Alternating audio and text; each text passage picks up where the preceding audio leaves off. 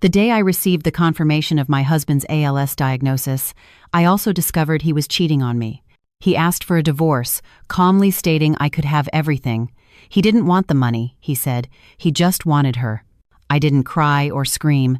I simply tucked the diagnosis report away and said, "Fine. I hope you mean that." Honestly, I had no intention of caring for a man who would eventually be paralyzed. His affair was a twisted kind of relief. We went to the county courthouse to file the petition. The clerk informed us there was a mandatory 30-day waiting period before the divorce could be finalized. "Once the month is up," she said, "if you both still agree, you can come back to sign the final decree." The moment she finished speaking, a rubber stamp slammed down on the filing receipt. I glanced at the clock on the wall. It was 10:03 a.m. Less than 24 hours had passed since I'd discovered his affair. He'd asked for a divorce, and we'd begun the legal process. It was just like when we first met, married in 3 months, alarmingly fast. Snapping back to the present, I saw Ethan take the receipt. His long, articulate fingers, the hands of a successful lawyer, folded the paper with practiced efficiency. "Remember to be here in a month to finalize this." "Don't back out," he said, his brow furrowed as if he feared I'd cling to him. I nodded. "I know. You don't regret this either." He didn't reply, already engrossed in his phone, texting. I could see the ghost of a familiar, gentle smile on his face as he typed. I couldn't remember the last time he'd smiled at me that way. When we were dating, that smile was mine. But somewhere along the line, it had been replaced by coldness and distance. I'd blamed the stress of his work, but the truth was simpler. His heart no longer belonged to me. The drive home was silent.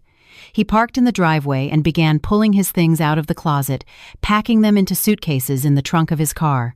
Suddenly, a woman's voice called out from down the street, "Ethan, what are you doing?" I looked up to see Stella standing there. The woman Ethan claimed didn't want his money, only him. Seeing him packing, she rushed over and grabbed his arm. "Ethan, you and Joanna are divorced now. She should be the one packing her things." As she spoke, Stella shot disdainful glances in my direction. I leaned against the doorframe, watching the scene unfold. A slow realization dawned on me. Ethan hadn't told her he was leaving with nothing. "Miss Stella," I said, my voice dripping with false sweetness, "maybe you should take a closer look at whose things he's packing." Her eyes darted to the suitcase, which was filled with Ethan's own tailored suits and expensive shoes. Her face fell. "Ethan, you're moving your things out?" He took her hand, his smile placating. "I'm coming to live with you, of course. I have to bring some things." Stella's head whipped around to face me. "Joanna, Ethan bought this condo in full. If anyone should be leaving, it's you." My gaze shifted to Ethan. He quickly pulled Stella aside, murmuring, "Stella, I agreed to give her everything. It's okay. Whatever she has now will have so much more in the future." The words "give her everything" hit Stella like a physical blow. Her face turned ugly with shock, but Ethan's reassuring promise seemed to pacify her. She took a deep breath, her expression softening. "Okay, I trust you." Then she started helping him pack. I watched them, a cynical smile on my face. Ethan, as a lawyer, was a master of protecting his own interests. Stella probably thought this was just a temporary strategy, that he would eventually get everything back from me. Too bad for her.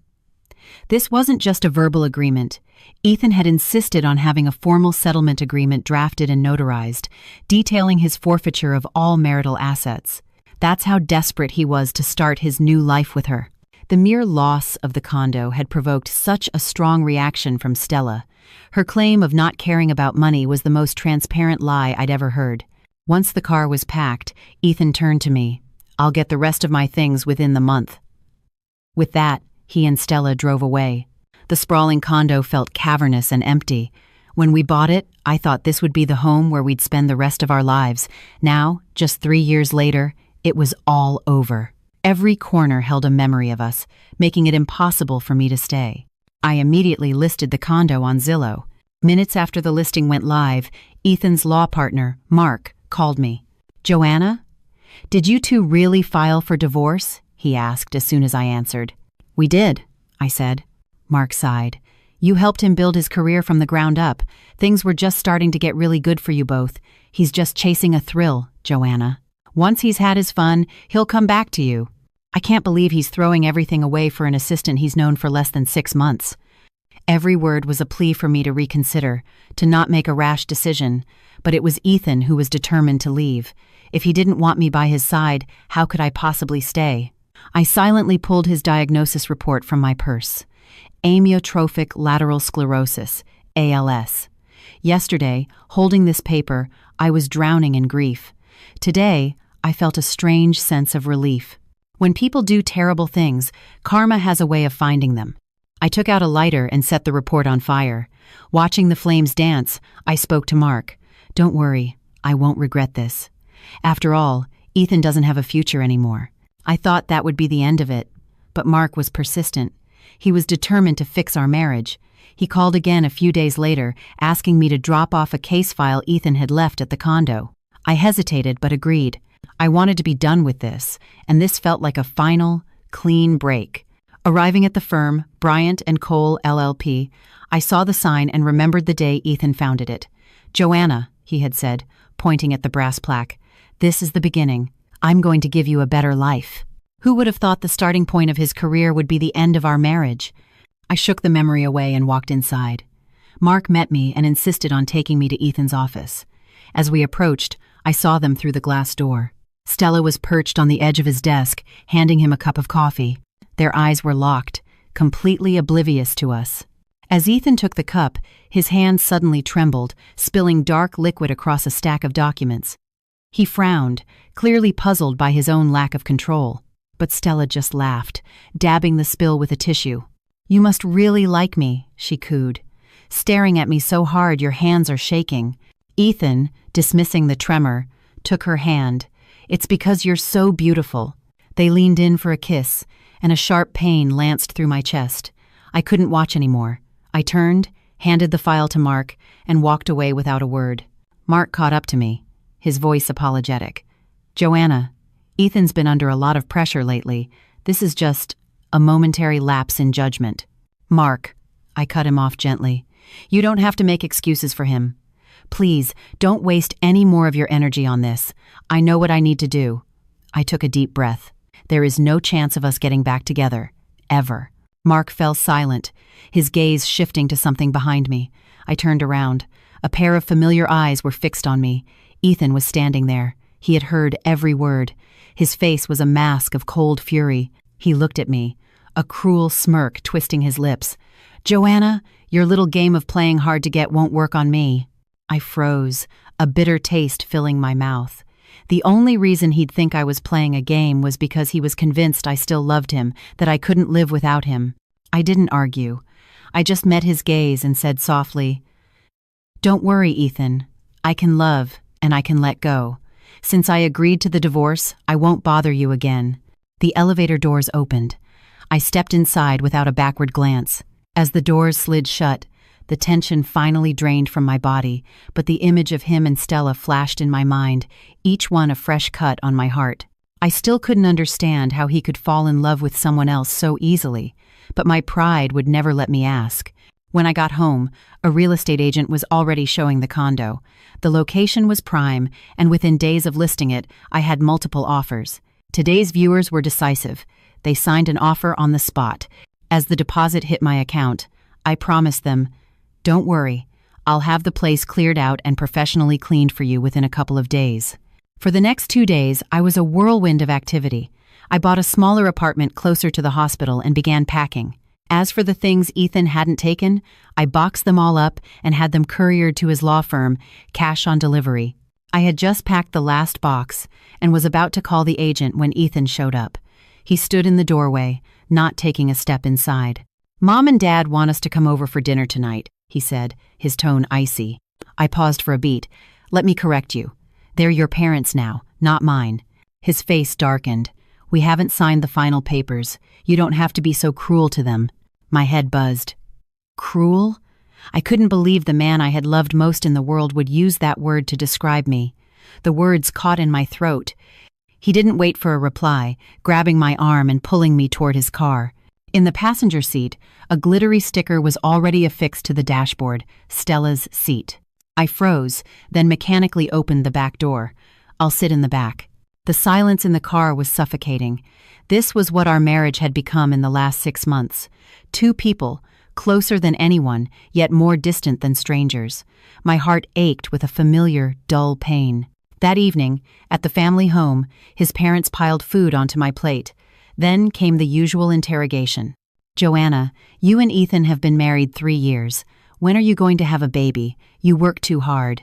Being a doctor is so stressful. Why don't you quit and focus on getting pregnant?" I'd heard this speech 1,000 times. I'd always endured it for Ethan's sake, nodding and smiling. But not tonight. I set down my chopsticks and looked at each person at the table. My voice was quiet but firm. "Mrs. Bryant, you should save that speech for Ethan's next wife." As they stared in stunned silence, I dropped the bomb. "Ethan and I have already filed for divorce. The reason is that your son, Ethan, cheated on me with his assistant. He has agreed to leave the marriage with nothing. I don't owe your family anything." Ethan's face went white. "Joanna!" he hissed, his voice trembling with rage. He clearly never expected me to air our dirty laundry so publicly. The silence was deafening. His father, his hands shaking, turned to Ethan. "Ethan, is what she's saying true?" After a long pause, Ethan nodded. "Stella is a sweet, wonderful girl. I'll bring her home to meet you in a few days. I know you'll love her." He just admitted it, so brazenly. A bitter smile touched my lips. Of course. Ethan would do anything to protect the person he loved from the slightest discomfort. He had been the same with me when we first started dating, eager to bring me home, desperate to marry me. Now, he was giving Stella the exact same treatment. His father exploded. "You dare bring a homewrecker into this house? I don't have a son like you. What kind of wonderful girl gets involved with a married man?" Ethan's face hardened at the insult to his new love. "Dad, Stella and I are in love." The response was a sharp slap across his face. "This family does not welcome divorcees, and we certainly don't have a disgraceful son like you. What do you think people will say about us?" Mr. Bryant cared about one thing: appearances. He didn't give a damn about our marriage, only that it didn't tarnish the family name. Ethan stood frozen, stunned by the blow. His father turned to me, his tone shifting. "Joanna, this is a family matter. We shouldn't air it publicly. We apologize on Ethan's behalf. Don't hold this against him. We'll make sure he breaks it off with that woman. You two can withdraw the petition before it's finalized." He shot a look at Ethan's mother, who immediately rushed to my side, grabbing my hand. "That's right, Joanna. If you don't want to have kids yet, we won't push you. We can work this out. There's no need for divorce." Ethan was visibly fuming, but he said nothing, trapped by his parents' authority. He always did this, for 3 years, pushing me to be the one to confront them, to be the bad guy. Fine, I'll be the bad guy one last time. I pulled my hand away. "I'm sorry, but I'm not generous enough to accept a husband whose heart is somewhere else." My firm refusal left them speechless. Then, his mother's tone turned accusatory. "Joanna, when you two got married, he was the one who was unfaithful. But don't you have any fault in this? You obviously failed to keep your man's interest. This is going to be so embarrassing for you when people find out." A knife twisted in my gut, but I managed a small, cold laugh. "He's the one who cheated. Why should I be embarrassed?" I shook off her hand, grabbed my purse, and walked out. I hadn't gone far when Ethan caught up to me. "Joanna, wait." He reached for me, but his hand froze in midair, suspended and trembling. It was an early symptom of the ALS. I watched him coolly. "Is there something else?" He frowned, quickly regaining his composure. He glared at me, his voice laced with accusation. "Did you do this on purpose? To ruin Stella's reputation? Now my parents will never accept her. Are you satisfied?" I looked at the man before me, and for a moment, my mind went blank. I couldn't remember why I had ever fallen in love with him. The man in my memories spoke to me with tenderness, his gentle care a source of comfort. The man standing before me now looked at me with something close to hatred. I never imagined our years of love would end like this. Tears pricked my eyes. "Ethan," I asked, my voice shaking, "when you decided to cheat, did you ever think about this day?" His face went rigid. I said nothing more and walked away. The next day was my day off. I finalized the sale of the condo, moved into my new apartment, and invited a few friends and colleagues over for a housewarming party. To Joanna and her new home, My friend Sophie toasted. To my new life, I replied, clinking my glass against hers. From that day on, my life became much quieter. I blocked Ethan's entire family, keeping only his number for the day we had to finalize the divorce. I assumed we would have no further contact. A week later, at 2 a.m., I was proven wrong. I was on call at the hospital when a patient was rushed into the ER. It was Ethan. He was curled up on the gurney, clutching his stomach, his face as white as a sheet. His expensive suit was rumpled and stained. I recognized the signs immediately. A bleeding ulcer. Since starting his firm, his eating habits had become atrocious. I used to nag him constantly, even bringing him healthy, homemade meals. Clearly, without me, he wasn't taking care of himself at all. As I reached out to examine him, a hand shoved me back forcefully. It was Stella, who had accompanied him. "You?" she sneered, her face contorted with displeasure. "Isn't there any other doctor?" My arm stung where she'd pushed me, but Ethan, pale and grimacing in pain, said nothing to stop her. A chill went through me. I stood back from the gurney and looked at her coldly. "I'm the only attending physician in this department on duty right now. So, do you want him treated or not?" Stella's lips thinned, but she was trapped. I maintained my professional demeanor and began my examination, pressing on his abdomen to gauge his reaction. My diagnosis was confirmed. I looked Stella straight in the eye. "If you don't want me treating him, you can either transfer him to another hospital or wait until 8 a.m. for the next shift to come on." I glanced at Ethan, who was now barely conscious, assuming he can last that long. She was furious but knew she had no choice. She finally relented. An hour later, Ethan was stabilized. I finished my duties and went home. The next morning, I went to his room for a post-op check. He was alone. Stella was nowhere to be seen.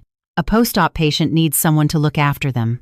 I recorded his vitals and asked, my brow furrowed, "You're here by yourself? Is no one helping you?" Ethan, propped up against the pillows, his lips pale, answered hoarsely, "She went to get me some food." Just then, Stella walked in, holding a container of what smelled like a very spicy burrito. "Ethan, look, I got you your favorite." The line was super long. Ethan's expression soured. I stared at the greasy, spicy meal and couldn't help but intervene from a medical standpoint. "Miss Stella, he just had surgery on his stomach. He needs to eat bland food." The moment the words left my mouth, Stella's eyes welled up. "What's that supposed to mean, Joanna? You just can't stand seeing me be good to him, can you? Stop trying to cause trouble between us." Her accusation was so ridiculous I was speechless. I lowered my head and continued writing my notes. Ethan sighed, reaching for her hand. "Stella, I can't handle spicy food right now. You eat it. I'll just order some broth." Her voice was thick with tears. "But I stood in line for you, and you won't even eat it." "Don't cry," Ethan soothed her instantly. "When you cry, my heart breaks." My hand, holding the pen, faltered. He had said that to me countless times, when I was curled up with cramps, when I was upset that he was late, when he had accidentally hurt me. Each time he would hold me gently, kiss away my tears, and whisper, "Don't cry. When you cry, my heart breaks." And now, he was using those same words on another woman, right in front of me. I don't know how I managed to walk out of that room. In the hallway, a colleague, Dr. Davis, stopped me. "Dr. Clark, can you take a look at this CT scan? Something feels off." As I reached for the film, a child darted out of a nearby room and ran straight into me. Caught off guard, I stumbled backward, right into Dr. Davis's arms. He steadied me reflexively. "Thanks, Ryan," I started to say, but was cut off by a shrill voice from down the hall. "Joanna, how could you be so shameless, cuddling up with another man at work?" I turned to see Ethan, in his hospital gown, standing at his door with Stella. His face was dark with rage. Stella, however, looked triumphant. "See, Ethan, she's the one who's been cheating all along. It's not fair that you're the one leaving with nothing." My face hardened. Dr. Davis quickly tried to explain. "You've got it all wrong. It was just an accident." Ethan sneered. "What a coincidence. He just happens to accidentally bump into Joanna Clark, and she falls right into your arms." "Ryan, just go," I interrupted before he could say more. "I don't want you dragged into my mess." After he left, Stella continued her tirade. "Ethan, since she cheated on you, giving her everything is completely unfair." Ethan just stood there, his eyes locked on me. I walked toward them, my gaze fixed on Stella. Stella, you're a paralegal. You should know what the legal consequences of slander are. She flinched, but Ethan spoke first, his voice dripping with scorn. Don't you dare try to hide behind legal threats, Joanna. Just admit what you did. What did I do? I asked, completely bewildered. He let out a harsh laugh. Still playing dumb? Fine. That baby you miscarried 6 months ago, was it even mine? The words were a bolt of lightning, a chill racing up from my feet to freeze my very soul. I stared at him in disbelief. So that's why you became so cold 6 months ago. You thought I cheated on you. I didn't think. He snarled. I knew. I stood there, my chest so tight I could barely breathe. 6 months ago, we'd had an unplanned pregnancy. I was overwhelmed with work and had briefly considered not keeping it, but I changed my mind. It was a life. Then, during a particularly grueling emergency surgery, I suffered a miscarriage. While I was in the hospital, grieving, Ethan was cold and distant. I thought he was angry at me for my initial hesitation, so I swallowed my own pain and apologized, trying to make things right. But he only grew colder, using work as an excuse to never come home, forgetting our anniversary, my birthday.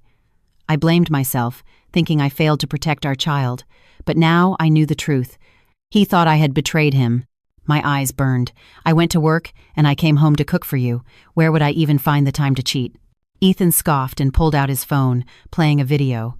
It showed me and Dr. Davis entering a hotel late at night and not leaving until the next morning. You told me you had a major surgery that night, Joanna, he said, his voice raw with hatred. What kind of surgery takes place in a hotel? The cold hospital air seemed to seep into my bones. I looked into his eyes and felt nothing but disappointment and a bitter, hollow laugh bubble up inside me. If you suspected me, why didn't you just ask me? Stella jumped in. It was my fault, Joanna. I told Ethan not to confront you. I knew you'd just deny it. This is between me and Ethan, I snapped. Stay out of it. Stella shrank back, looking hurt.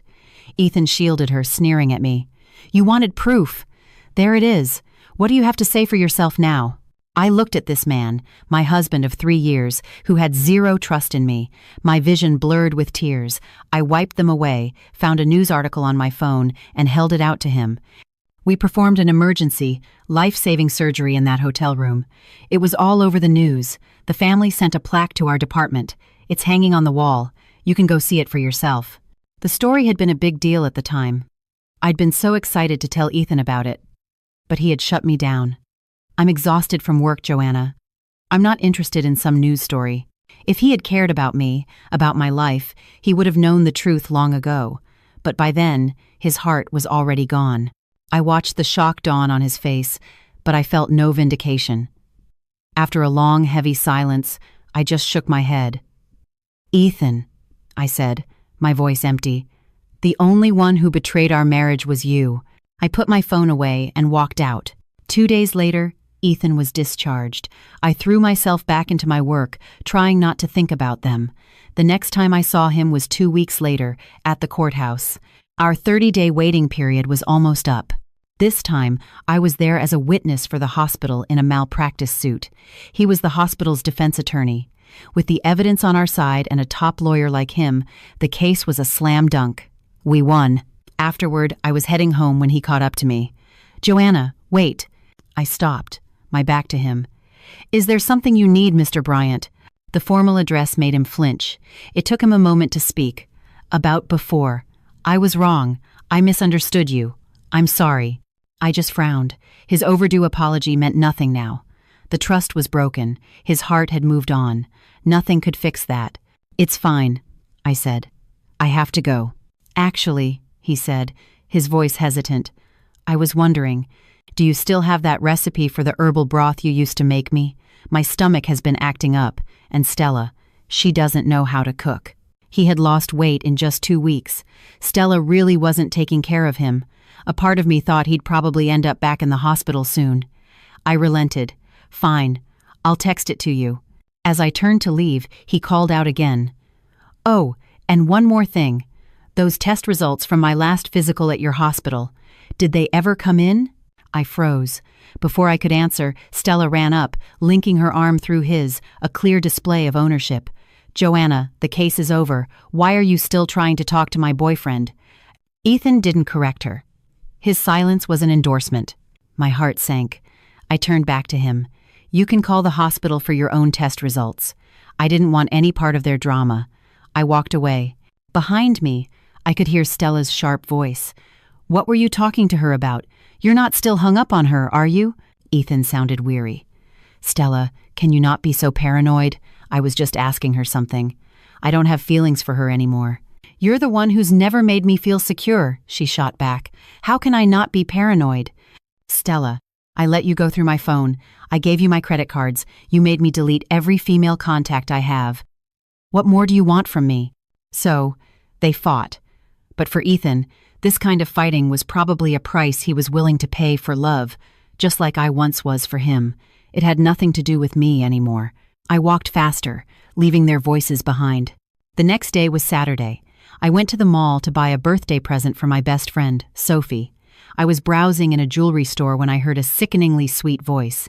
"Joanna, what a coincidence." I looked up.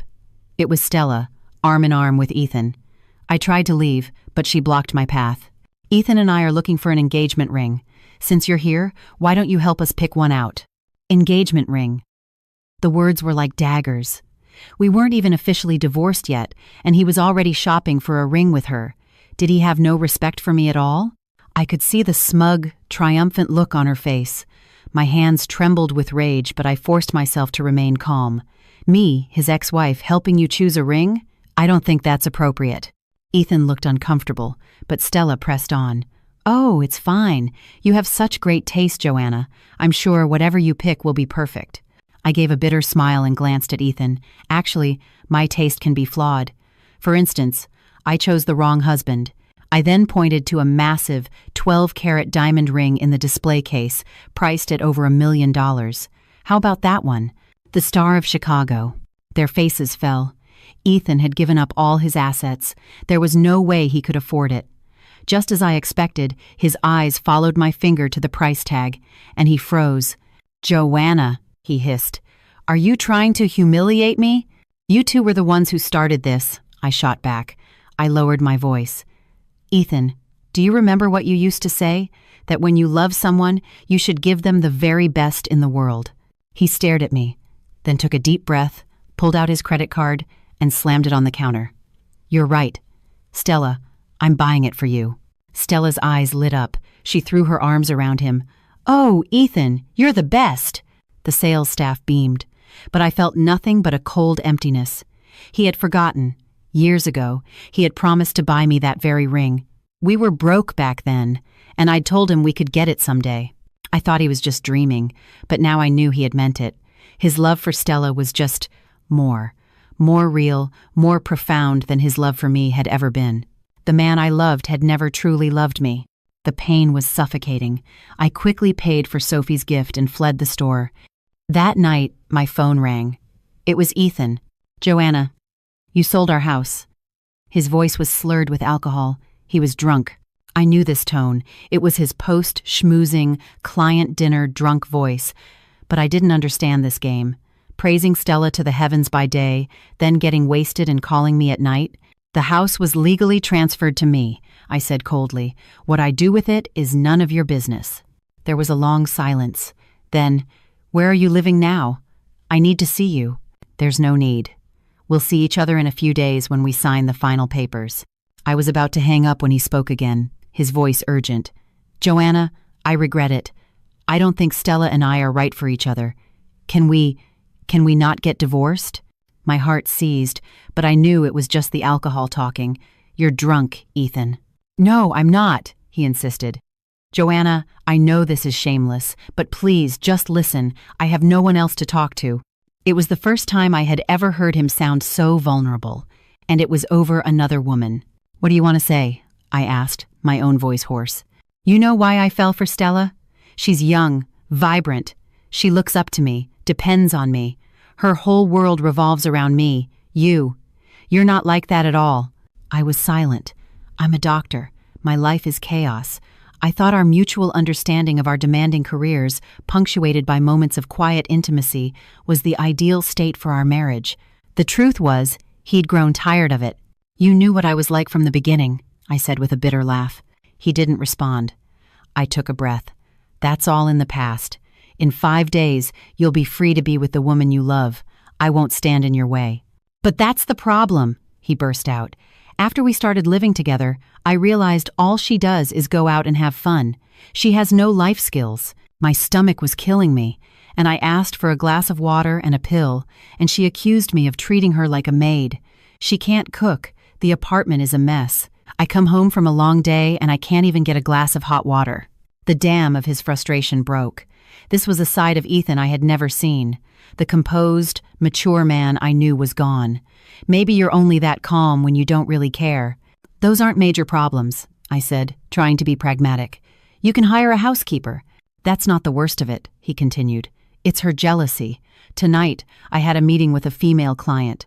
Stella was convinced I was having an affair and caused a massive scene. I lost the client. I yelled at her, and she threatened to jump off the balcony. I spent hours talking her down. I have to walk on eggshells around her. It's more exhausting than arguing a case in court. Joanna, I realize now how good you were to me, how much you cared. I listened silently, my nails digging into my palm. Ethan, I am not your consolation prize. The moment you chose her, we were over. After a long pause, his voice returned, cold and familiar. Fine, I get it. Just forget I called. I was drunk. I'll see you at the courthouse in 5 days. I'll be there to sign the papers. I hung up, my body slumping as if all the air had been let out of me. A dull ache spread through my chest. My eyes burned. Just cry, I told myself.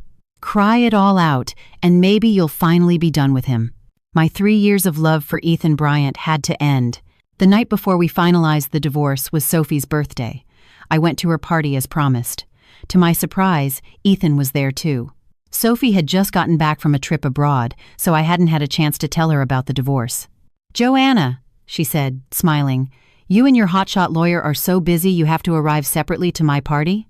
A few friends who were also in the dark laughed along. Before I could explain, the party was in full swing, and I was seated next to Ethan, as was our custom at gatherings. He glanced at me, then quickly looked away, a flicker of panic in his eyes. Halfway through dinner, there was a clatter. I turned to see that Ethan had tried to put some food on my plate, but his chopsticks had slipped, his hand hovering, trembling, in midair. Another ALS flare-up. I quickly picked up his chopsticks for him. Wow, still so in love after 3 years. You're making us all jealous, someone teased. Seriously, Joanna, what's your secret? You two never fight, another chimed in. The table erupted in good-natured laughter. I was about to set them straight when Ethan's phone rang, the screen flashing the name Stella. A friend sitting nearby gasped, "Ooh, who's Stella?" Ethan, giving a girl such a sweet nickname. Aren't you afraid Joanna will get jealous? Ethan's face turned ashen. The phone kept ringing. He finally stood up. "Excuse me, I have to take this." He stepped outside. I could faintly hear Stella's angry voice demanding to know why he hadn't brought her to the party. He sounded tired, telling her it wasn't a good time, asking her not to make a scene. Everyone at the table had heard the woman's voice, but when they looked at my calm expression, they started teasing again. Look at that trust. Joanna doesn't even flinch. Of course not. Ethan is crazy about her. He wouldn't look at another woman. The room filled with laughter, but I couldn't even force a smile. For 3 years, everyone thought we were the perfect couple. And maybe, in the beginning, the love was real. But the lack of love now was just as real. Only Sophie seemed to notice something was wrong, her eyes filled with concern. I gave her a reassuring look. A few minutes later, Ethan came back in. Sorry, everyone, something's come up. I have to go. Sophie, happy birthday. He grabbed his coat and started for the door. Just as he reached it, I spoke, my voice clear and steady. Don't forget, 9 a.m. tomorrow, the courthouse, to sign the divorce decree. A hush fell over the room. Ethan froze in the doorway. After a long moment, he answered, his voice hoarse. Right. Then he was gone. Now everyone understood who Stella was. Sophie's eyes filled with pity. Joanna, I'm so sorry. I had no idea. It's okay. I shook my head. It's your birthday. Let's not let someone who doesn't matter ruin it. The party eventually regained its cheerful atmosphere, but the occasional sympathetic glances made me uncomfortable. I left early. The next morning, I put on a new dress I'd bought and even applied a little makeup before heading to the courthouse. I waited in the lobby for nearly half an hour before a haggard-looking Ethan finally arrived. He was pale. It looked like Stella had given him a rough night. He sat down next to me and mumbled, "Sorry, I'm late." "It's fine, as long as you're here," I replied. We sat in silence until a voice called out, "Number 13, Joanna Clark and Ethan Bryant." I stood up and started walking toward the window. Ethan didn't move. "Wait," he said, his voice raspy. He looked at me, his eyes a storm of conflicting emotions. "Joanna, do we really have to do this?" I stopped but didn't turn around. "Ethan, the moment you chose to cheat, this was already done." I walked to the window and handed over my documents. Ethan eventually followed, his steps heavy. He stood beside me, his body rigid. "IDs, original marriage license, and settlement agreement," the clerk said robotically. I calmly provided everything. Ethan hesitated. He fumbled in his pocket, his movements agonizingly slow. "Mr. Bryant?" the clerk prompted. He finally pulled out his ID, but as he handed it over, his fingers trembled uncontrollably. It slipped from his grasp and clattered onto the counter. It wasn't intentional. The ALS was getting worse. I bent down, picked it up for him, and handed it to the clerk without looking at him. "The 30-day waiting period is complete. Do both parties confirm their desire to divorce voluntarily?" the clerk asked. "I confirm," I said, my voice clear and firm. All eyes turned to Ethan. He opened his mouth, but no sound came out. I saw a flicker of panic in his eyes, not just about the divorce, but about the terrifying loss of control over his own body. "Mr. Bryant?" the clerk repeated. "I confirm," he finally choked out, his voice barely a whisper. The rest was a blur of signing and stamping. 2 crimson-bound divorce decrees were pushed toward us. I reached out and took mine. The moment my fingers touched the cover, I felt an unprecedented sense of peace. 3 years of marriage, 6 years of my life, finalized by a small booklet. Ethan stared at his decree, his hand shaking as he tried several times to pick it up. "You are now officially divorced," the clerk announced. The words sounded absurdly like, "Congratulations." I turned and walked away. Ethan followed me out of the courthouse. The afternoon sun was bright and warm. I took a deep breath, savoring the feeling of freedom. "Joanna," he called out behind me. I stopped but didn't turn. "It's Dr. Clark, or Miss Clark from now on, Mr. Bryant." He was silent for a moment. "Joanna, did you really sell the house?" I finally turned to face the man I once loved. He looked even more gaunt than he had a month ago, with dark circles under his eyes. The confident, ambitious man I married was gone. "Yes, I did." "Why? Didn't your little girlfriend tell you how much of a down payment she's still short for that new condo she wants?" My tone was light, almost cheerful. Ethan's face went white. How did you know?" "That's not important," I said. "What's important is that you should understand now what she's really after." His lips trembled as he tried to speak, but he was overcome by a violent coughing fit, stumbling and nearly falling. I instinctively moved to help him, but stopped myself. Not my responsibility anymore. "Do you need me to call you a cab?" I asked, my voice distant. He managed to steady himself, a bitter smile on his face. "No. Stella's coming to get me." As if on cue, a taxi pulled up. Stella hopped out, her face immediately souring when she saw us together. "Ethan, did you get it?" she demanded, wedging herself between us and grabbing his arm possessively. He silently handed her the divorce decree. She inspected it closely, then her face broke into a radiant smile. "Finally, we can be together for real now." She turned to me, her voice dripping with condescending victory. "Thanks for making this happen, Joanna." I looked at her young, calculating face and felt a wave of pity, not for myself, but for Ethan. "You're welcome," I said flatly. "I hope you two will be very happy."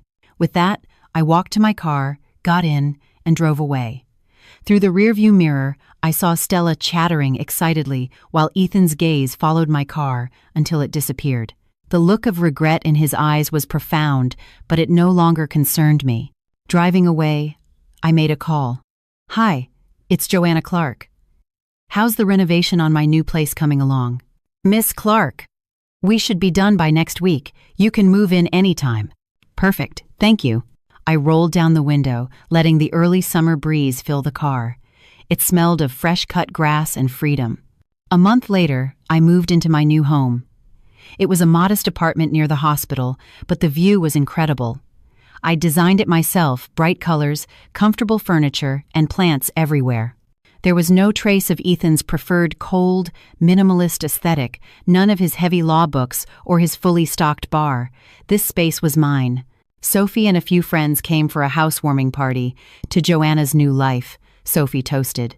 We drank wine and laughed, and for the first time in a long time, I felt truly happy. "You know," one friend said, "leaving him was the best thing you could have done. His reputation in the legal community has tanked." I wasn't surprised. "It's not just the divorce," she continued. "I heard he's been messing up major cases, even nearly collapsed in court. Rumor is he has some serious health problem."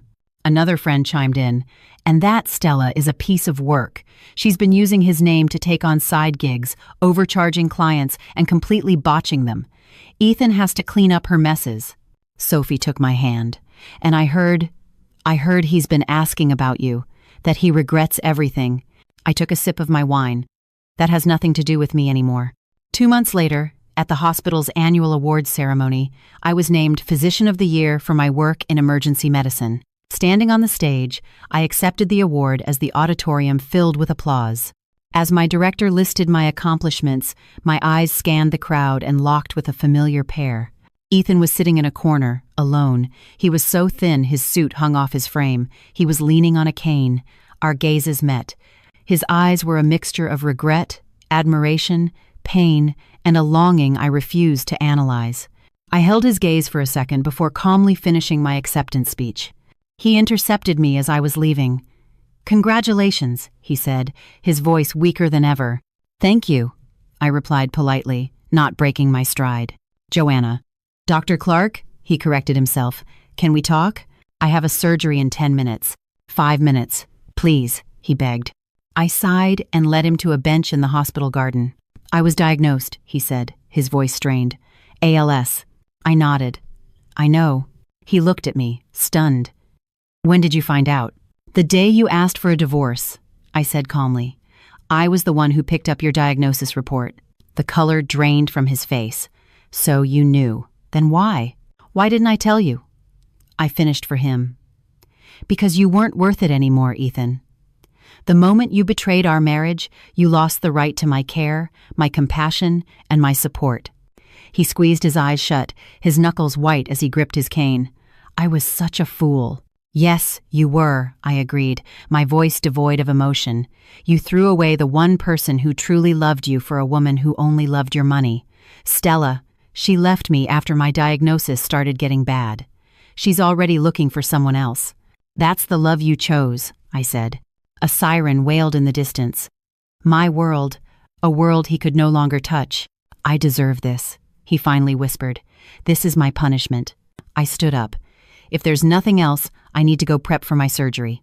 "Joanna!" he called out, his voice desperate. If I hadn't cheated, would you have stayed with me through this?" I stopped and genuinely considered his question. "Yes," I answered honestly. "If you had been worthy of it, I would have stayed with you until the very end." Tears filled his eyes. "But there are no ifs, Ethan," I continued. "You made your choice. Now you have to live with the consequences." He bowed his head, his shoulders shaking. "I regret it every single day." I looked at the broken man before me and felt nothing. "Take care of yourself," I said. It was the last thing I would ever say to him. I walked away, the sun warm on my face. I felt lighter than I had in years. A year later, I was accepted as a visiting fellow at Harvard Medical School. On the flight to Boston, I saw a familiar face. It was Dr. Ryan Davis, the colleague Ethan had accused me of cheating with. "Dr. Clark?" "What a coincidence," he said with a warm smile, taking the seat next to me. We chatted about our work and our plans in Boston. He was kind, intelligent, and respectful. "I heard you got divorced," he said gently after a while. "I'm happy for you. He didn't deserve you." I smiled but said nothing.